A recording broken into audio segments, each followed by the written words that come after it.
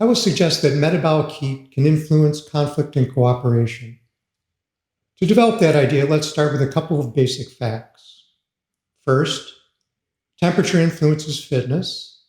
And second, metabolism generates a lot of heat. Thus, if cells can capture metabolic heat and raise local temperature, that increased temperature may have a strong effect on fitness. The problem is that metabolic heat tends to diffuse away from single cells very quickly. That heat is lost and has little effect on local temperature. However, groups of cells aggregated together can potentially capture and use metabolic heat. A cooperative use would capture that heat to raise local temperature and increase growth rate. A competitive use would capture that heat and use the increased temperature as a weapon against enemies in order to raise the temperature and reduce the fitness of enemies that are particularly sensitive to higher temperatures. So with that background, let's look at a couple of examples. The only example in the literature that I could find for the cooperative use of metabolic heat comes from this study of bacterial biofilms growing in the soil. In this particular study, they collected 998 isolates from the soil, brought those isolates into the lab, and grew them at 30 degrees C for 2 days on plates, open plates in the laboratory. They then measured the surface temperature of the colonies after 2 days of growth and the temperature of the surrounding medium.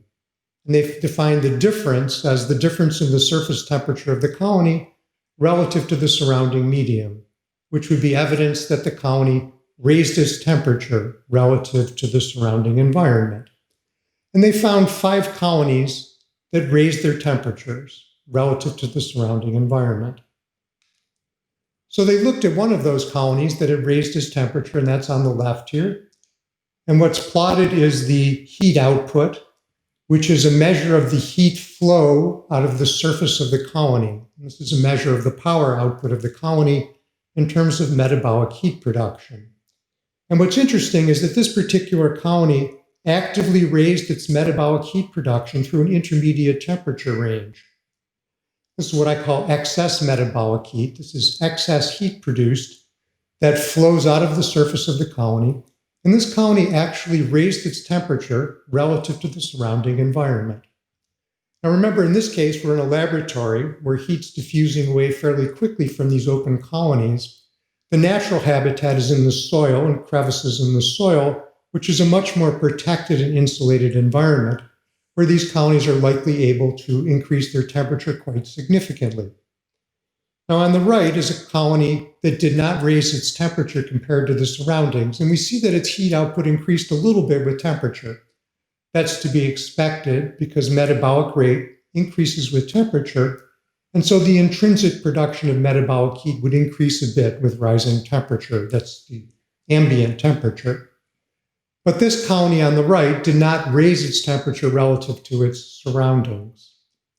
So these results demonstrate a couple of things. First of all, in terms of biophysics, it's possible for a colony to generate excess metabolic heat and raise its temperature relative to its surroundings, and that there's variation between strains in the degree to which they do this.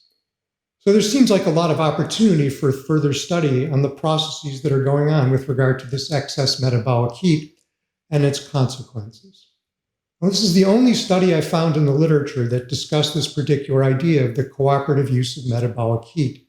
So we can see potential, but really very little discussion or interest in this topic so far. Now, I've been emphasizing the notion of excess metabolic heat compared to intrinsic heat, and let's talk a little bit about what that means. In catabolism, the organisms normally break down food to produce ATP, and that ATP is then used to drive growth and the maintenance of cells. But a cell can also use the ATP to generate excess heat through what are called futile biochemical cycles. These are biochemical reactions that seem to have no function, but generate quite a bit of heat. So the ATP could be used to generate excess metabolic heat, but the more heat that's produced, the less energy is left over for growth or maintenance. So there's intrinsically a trade-off between excess metabolic heat and growth. Now, catabolism always produces a certain amount of intrinsic heat because biochemical reactions tend to release heat.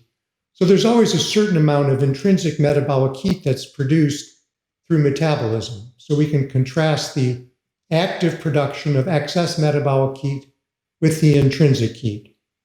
Excess heat is a trade-off with growth. More excess heat, the less energy available for growth. Now, there's really very little information about how colonies of cells might be involved with regard to the production of excess heat and what cells are producing heat. The best examples come from aggregations in mammals and in birds, where subgroups sometimes aggregate together and share heat. And we can say a couple of things about these aggregations, which might also apply to microbes. First of all, individuals at the periphery of a colony, if they generate excess heat, that heat's going to diffuse away very quickly and will be of little benefit to the colony. By contrast, individuals in the center of that colony that generate excess heat, that heat can be captured and shared by the colony members because the colony forms an insulating environment around the internal members. So we might expect that internal individuals are more likely to generate excess heat than our external individuals. Another aspect of such aggregations is that individuals that produce excess metabolic heat must necessarily reduce their own growth rate because they're burning energy to produce heat that is no longer available for growth. So producing excess metabolic heat is costly to the individual, but provides a benefit to all of the surrounding individuals. So this is a classic shared public good.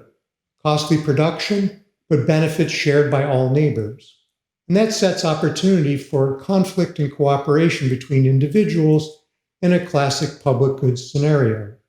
For example, some individuals might reduce their heat production and use the heat produced by their neighbors, and such non-producers or cheaters can potentially gain an advantage relative to their neighbors, again, as in a classic public goods problem. So we can make some predictions about the cooperative use of metabolic heat.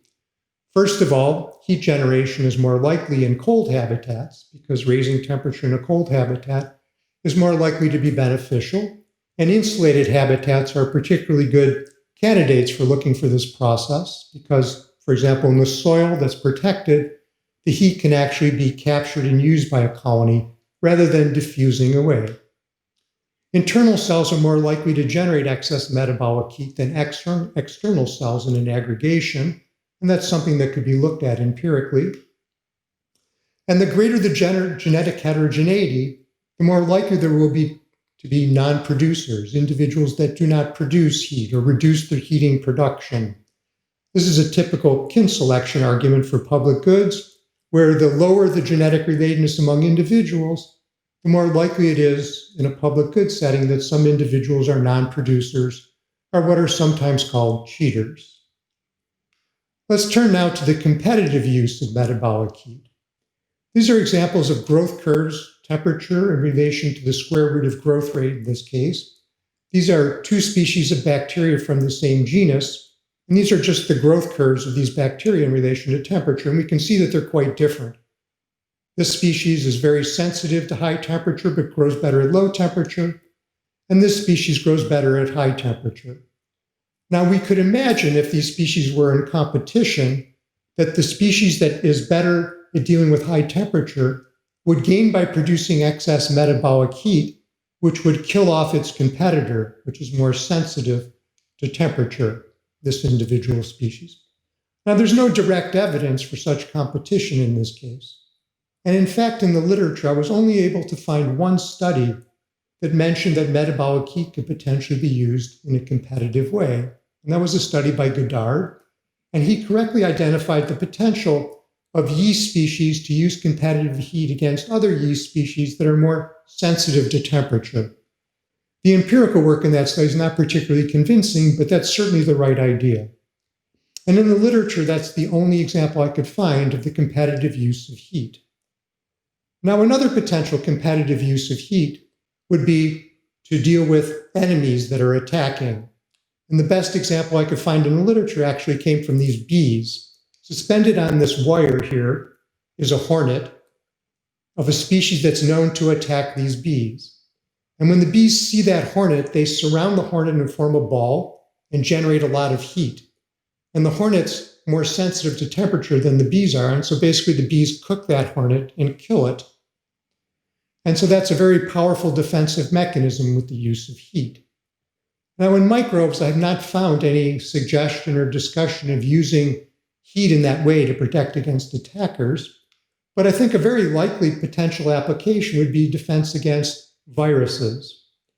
Many viruses that attack microbes are known to be sensitive to higher temperatures, and microbes that could raise their temperature and produce essentially a fever could potentially use that fever as a protective mechanism against attacking viruses. Now, I would not be surprised if somebody in the literature had suggested that previously, but when I looked, I did not find any suggestion in the literature. And so this seems to me to be a good opportunity for empirical study in the laboratory. So predictions for the competitive use of heat. Species with a broad thermal tolerance that can tolerate high temperatures are more likely to use heat in competitive settings to outcompete neighbors that are more sensitive to higher temperature. In the same way, species that have a broader thermal tolerance are more likely to use heat to generate a fever to protect against attack by viruses or other attackers that are sensitive to temperature. Attack heat requires the generation of a lot of heat, which is going to require a group of cells collaborating and working together. And whenever a group of cells has to work together to produce a particular trait, this is an opportunity where we think of quorum sensing as being important. So a prediction would be that quorum sensing might be important in, for example, in the use of heat and fever to protect against attack. And finally, when microbes can surround an attacker, this is a situation which is more likely to show a benefit in using heat as a competitive weapon. So here are some predictions for the competitive use of heat. And in summary, then, I've given you a variety of ways in which metabolic heat may play a role in cooperative interactions among cellular aggregations or as a defensive weapon. And I think there's a lot of opportunity for empirical study here. Thank you.